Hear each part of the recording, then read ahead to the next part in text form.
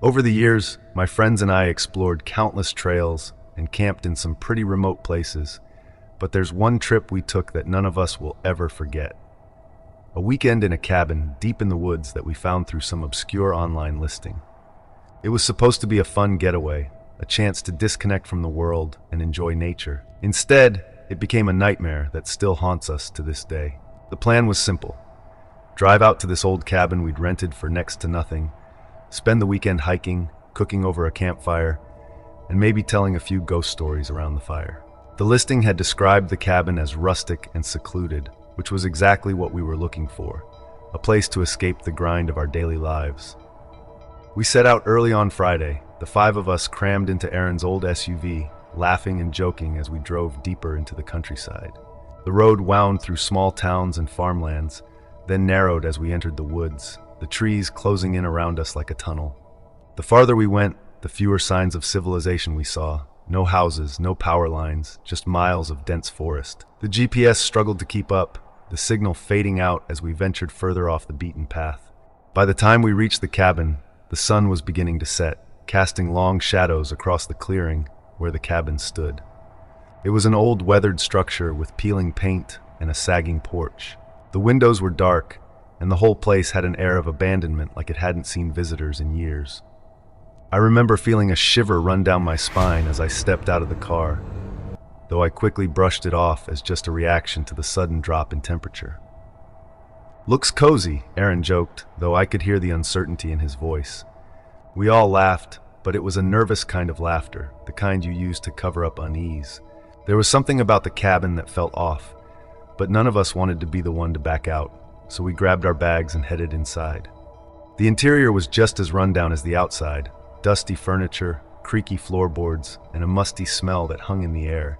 The kitchen was small, with outdated appliances and a sink that looked like it hadn't been used in years.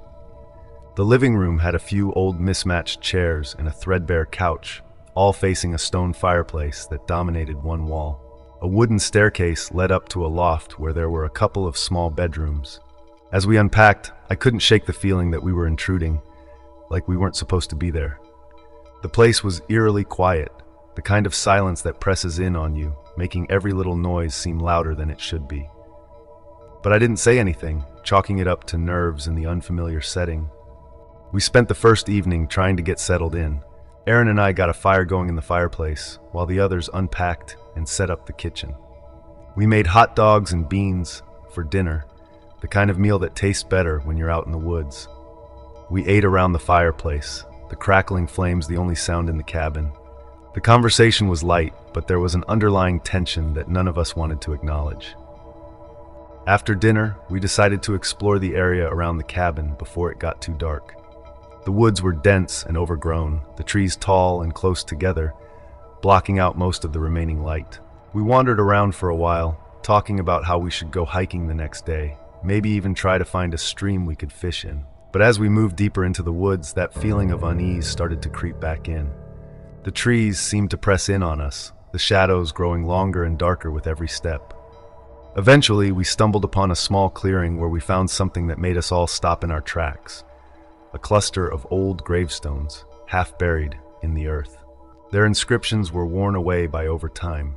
There were no signs of any buildings or paths nearby, just these forgotten graves in the middle of the woods. It was unsettling to say the least, but we tried to laugh it off. "Guess we know why the cabin was so cheap," Anna said, her voice a little too high-pitched. "Yeah," I replied, forcing a smile. "Nothing like a graveyard to keep the rent low." We didn't stay long after that. The sun had set, and the darkness was closing in fast. We made our way back to the cabin, trying to ignore the growing sense of dread that seemed to follow us through the trees. Back at the cabin, we tried to shake off the unease by playing cards and telling stories, but the atmosphere had changed. The firelight cast flickering shadows on the walls, making the old furniture look even more decrepit. Every creak of the floorboards and every gust of wind outside made us jumpy. Our nerves were on edge. It felt like the cabin was watching us. At some point, we heard it. A faint noise coming from outside, like someone or something was moving around the cabin. It was a soft, shuffling sound, almost like footsteps on the dirt. We all froze, the cards forgotten, our eyes darting to the windows. "Did you hear that?" I whispered, my heart pounding in my chest. Mark nodded, his face pale in the firelight. Yeah, maybe it's just an animal. None of us believed that. The sound was too deliberate, too slow to be an animal. It circled the cabin, pausing every so often, then continuing. The silence inside was suffocating, broken only by the crackling of the fire. Maybe we should check it out, Mike suggested, though his voice lacked conviction. No way, Anna shot back. We should stay inside. Whatever it is, it'll go away. But the sound didn't go away. It continued, methodically circling the cabin, getting more distinct. It was as if whoever or whatever was outside wanted us to know it was there, wanted us to be afraid. I grabbed a flashlight and stood up. I'm going to see what it is, I said, trying to sound braver than I felt. Aaron joined me, and together we approached the front door. The others stayed by the fireplace, their faces tense with fear. The air inside the cabin was thick with tension, the only sound the relentless footsteps outside. We opened the door slowly, the hinges groaning in protest. The cold night air hit us like a wall, and the darkness outside seemed impenetrable. I shone the flashlight around, the beam sweeping across the trees, the porch, and the dirt path leading into the woods. But there was nothing, no sign of anyone or anything. Mark and I exchanged a nervous glance, then stepped outside, the gravel crunching under our feet. The sound had stopped, but the silence was even more unnerving. We walked around the cabin, the flashlight casting long, eerie shadows, but there was nothing there. No footprints, no signs of disturbance, just the endless darkness of the woods. We went back inside, trying to convince ourselves that it was nothing, just our imaginations playing tricks on us. But deep down, we knew something was wrong. The atmosphere in the cabin had shifted, the air thick with an unspoken fear. We sat by the fire for a while longer, trying to act normal, but the tension was unbearable. Eventually, we decided to call it a night, hoping that sleep would take away the unease. We all agreed to sleep in the living room, not wanting to be alone in the small, dark bedrooms upstairs. We set up our sleeping bags around the fireplace, the flickering flames providing the only light in the room. But sleep didn't come easily. I lay there, listening to the creaks and groans of the old cabin. Every little noise made my heart race, my mind conjuring images of shadows moving just beyond the firelight. I could tell the others were awake too, their breathing quick and shallow, their bodies tense. Then, just as I was starting to drift off, I heard it again. The sound of footsteps, this time coming from above us in the loft. The sound was unmistakable. Slow, deliberate footsteps moving across the wooden floor above us. My heart stopped, my breath catching in my throat.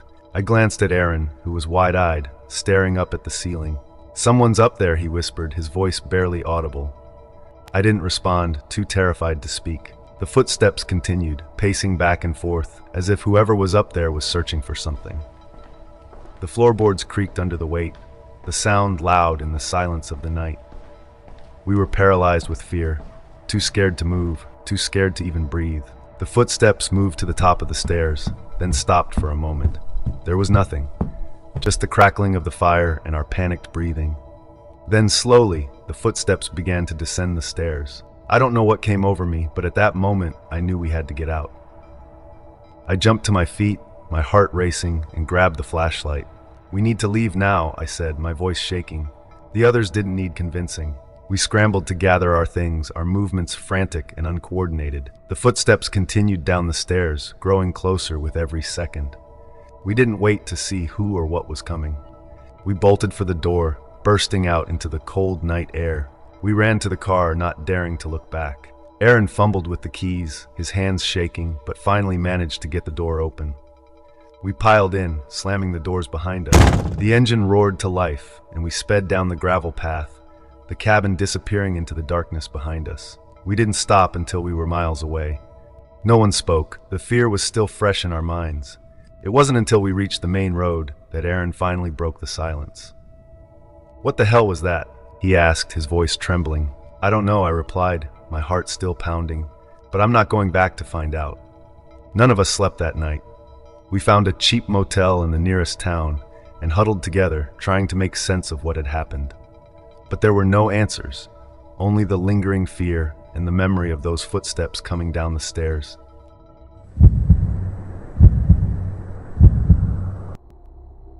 I was going on a road trip from Texas to Arizona to visit my brothers in my Mustang. It was one of those trips I'd been looking forward to. mainly because I loved the freedom of the open road. My Mustang wasn't the newest car on the block, a vintage model with quirks and charm, but it had always gotten me where I needed to go. I made sure to pack emergency supplies like water, a flashlight, and some basic tools in the trunk, just in case. I'd chosen a scenic back route this time, far away from the usual traffic and law enforcement. The road was a seemingly endless stretch of blacktop cutting through an ocean of snow-covered plains, dotted with barren trees and shrubs poking through the frost. A recent snowfall had blanketed the landscape, turning it into a stark white desert. I was cruising with the top down, enjoying the brisk air, hitting speeds that were probably not the safest. It was the kind of road trip that made you feel alive. But then things took a turn. My car started making these strange popping noises from under the hood. At first, I tried to ignore it, hoping it would go away, but then the car began to jolt slightly, as if it were hiccuping. Reluctantly, I hit the brakes, bringing my speed from 100 miles per hour to a less than graceful halt on the icy side of the road. I got out and popped the hood, even though I'm not exactly a car expert. There was no smoke or anything visibly wrong, but I was clueless about what could be causing the issue. When I tried to start the car again,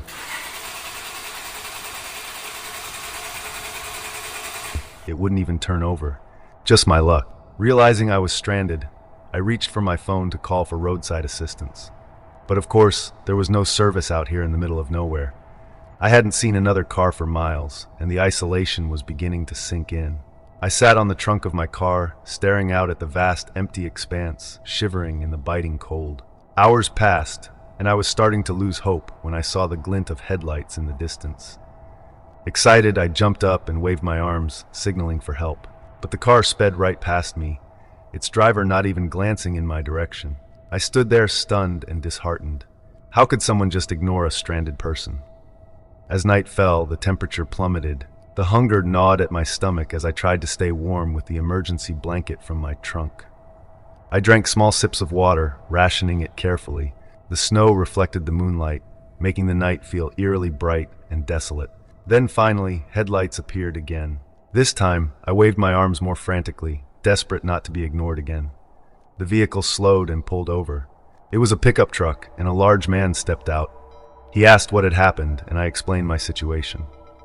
But his questions quickly veered into unsettling territory. He wanted to know if I was alone, why I had taken this route, and if anyone knew where I was. His tone wasn't friendly, and his gaze made me uneasy. Despite my growing discomfort, he offered me a ride to the nearest town. I hesitated but felt I had little choice. I climbed into his truck, clutching my backpack tightly. The ride was tense. He kept asking probing questions about my personal life and decisions. Minutes into the drive, the truck began to sputter. He muttered something under his breath and pulled over onto the snowy shoulder. "Damn thing's acting up," he said. He looked at me, his expression unreadable. "Can you check the hood for me?" I'll pop the latch. My instincts screamed that something was off. I reluctantly stepped out and approached the front of the truck, maintaining some distance.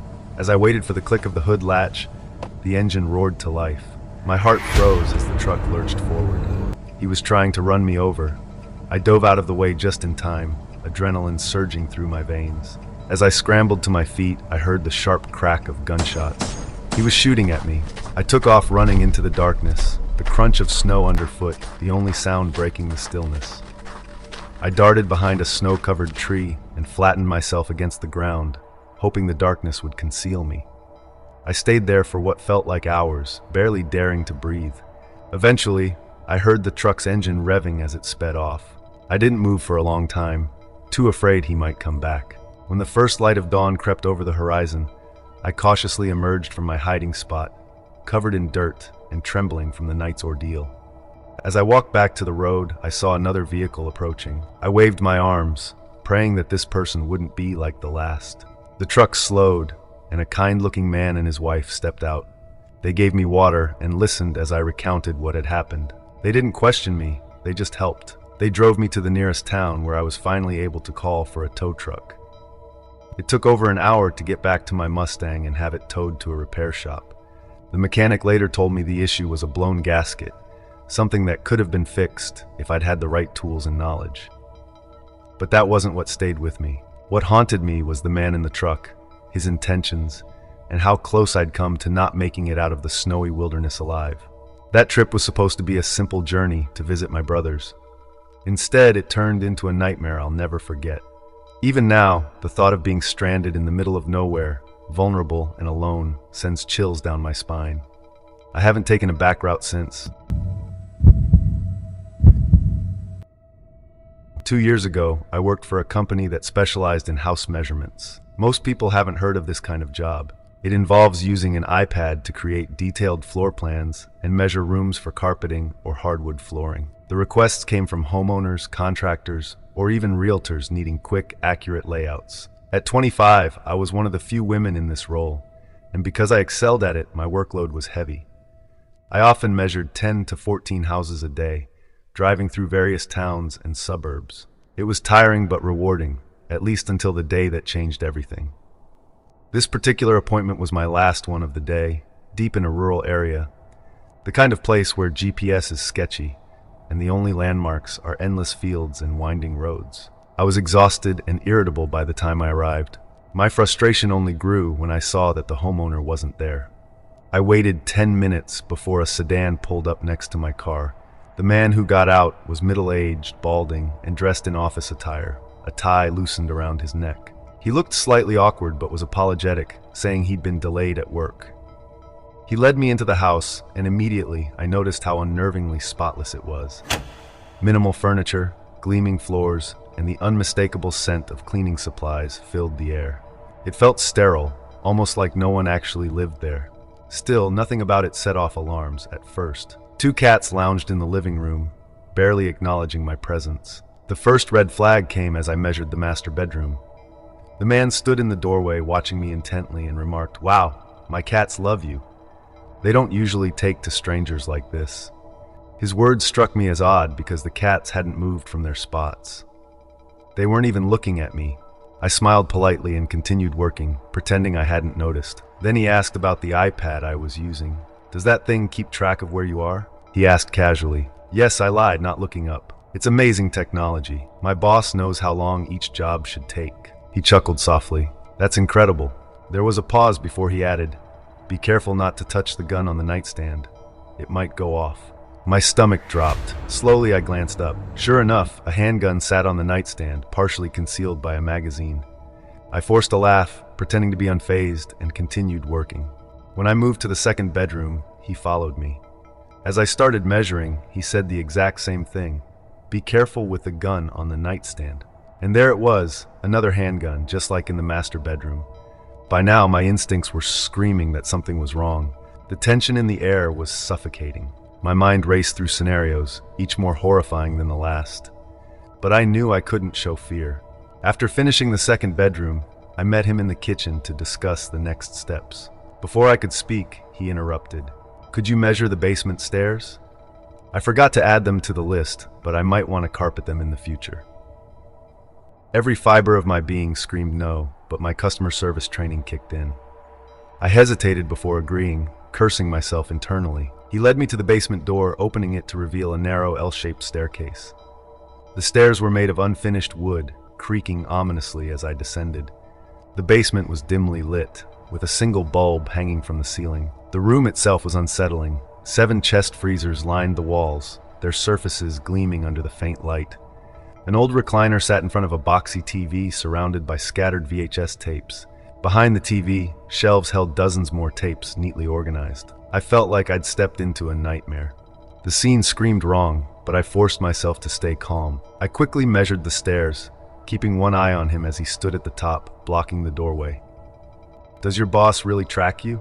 He asked again, his tone casual, but his eyes unnervingly focused. "Yes," I replied firmly, praying he believed me. As I climbed the stairs, the tension was unbearable. My legs felt like lead, my heart pounding so loudly I could barely hear anything else. When I was about 5 steps from the top, he hesitated, his hand twitching as if he were deciding something. I froze mid-step, waiting for whatever was about to happen. After what felt like an eternity, he stepped aside, his expression unreadable. I didn't waste a second. I walked past him, trying not to break into a run, and headed straight for the front door. But just as I reached for the doorknob, he called out, "Oh, before you go, won't you give my cats a treat? They really liked you." He held out a bag of cat treats, his smile unnervingly wide. My hands shook as I quickly gave the cats a treat, muttered a thank you, and bolted out the door. I sprinted to my car, locked the doors, and started the engine, my hands trembling so badly it took 3 tries to get the key in the ignition. As I pulled out of the driveway, I glanced in the rearview mirror. The man stood in the doorway, watching me with an unreadable expression. I didn't stop driving until I was miles away. But I do know one thing: I will never ever forget that house, or the nightmare I barely escaped. I must have been about 9 years old when this happened. My mom was a single parent, and we lived in a small, secluded house far from town.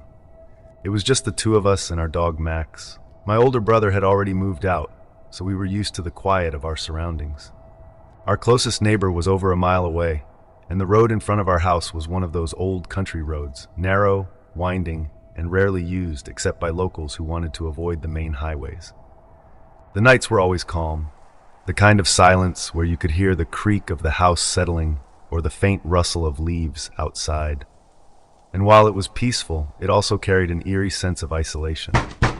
If you heard a knock at the door after dark, it wasn't just unexpected, it was alarming. It was late on a Friday night.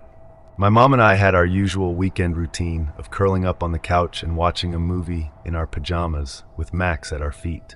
The living room had massive windows that stretched nearly floor to ceiling, giving us a clear view of the surrounding forest during the day. But at night, they were unsettling. We didn't have curtains, and with the lights on inside, it felt like we were in a fishbowl, visible to anyone who might be outside, while we couldn't see a thing beyond the glass. Halfway through the movie, there was a knock at the door.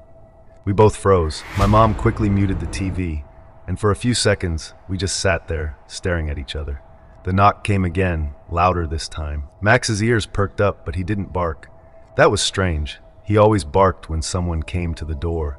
"Stay here," my mom said firmly. She got up and walked to the door while I slid off the couch and hid behind the fridge, peeking around the corner. She unlocked the door and opened it cautiously. There was no one there. She shut the door quickly, locking it again, and turned to me with a forced smile. "Probably just a deer bumping into the door," she said. But even as a kid, I knew she didn't believe that. She was trying to stay calm for my sake, and I didn't question her. The next night, we were back in the living room, trying to shake off the weirdness of the previous evening. It was later this time, and we were both getting ready to head to bed when the knock came again. This time it was louder, more deliberate. I froze the memory of the night before flooding back. My mom's face turned pale, but she tried to play it off. "Probably just kids messing around," she muttered, though her voice shook slightly. She walked to the door again, and I followed her, keeping a safe distance. When she opened it, the porch was empty, just like the night before. This time, she slammed the door shut, locked it, and double-checked the windows. "Let's go to bed," she said, trying to sound casual, but I could tell she was rattled. By the 3rd night, the tension in the house was unbearable. The knock came even later, close to midnight. We didn't even bother opening the door. My mom called the police, but by the time they arrived, whoever it was had vanished. The officers did a quick sweep of the property, found nothing, and gave us a number to call if it happened again. It didn't stop. Every night for the next 3 nights, the knocking came back. The police started taking it more seriously, especially after hearing about the isolation of our house. They decided to stake out the area. That Friday, 2 officers parked down the road from our house, hidden in the shadows. My mom and I were told to go about our evening as usual, though I could see how on edge she was. I wasn't scared anymore, I was terrified. Around 11 p.m. the knock came again. Max growled low in his throat, his hackles raised. My mom clutched my hand tightly as we sat on the couch, waiting. From the window, I noticed faint movement in the darkness. A car's headlights turned off as it rolled slowly down the road. It stopped just past our driveway, and I could barely make out the silhouette of someone getting out. The man walked toward our house, his movements slow and deliberate. He lingered by the porch, staring at the living room window before stepping up to the door and knocking softly, almost rhythmically. Suddenly, red and blue lights flashed, cutting through the darkness as the officer's car roared to life. The man froze and then bolted toward the woods. The officers chased him, and within minutes, they had him in handcuffs. It turned out he wasn't just some prankster or a local creep. He was from out of state, a transient, who had been living in an old, abandoned cabin about half a mile from our house. When the police searched the cabin the next day, they found disturbing evidence. Polaroid photos of our house taken from different angles, notebooks filled with ramblings about watching her and waiting for the right moment, and, most chillingly, a map with a route drawn from his cabin to our house. The police told my mom we were lucky they'd caught him when they did. He had been planning something, though they wouldn't say exactly what. Even now, years later, the sound of an unexpected knock on the door sends a chill down my spine, and I can't help but wonder what would have happened if the police hadn't been there that night.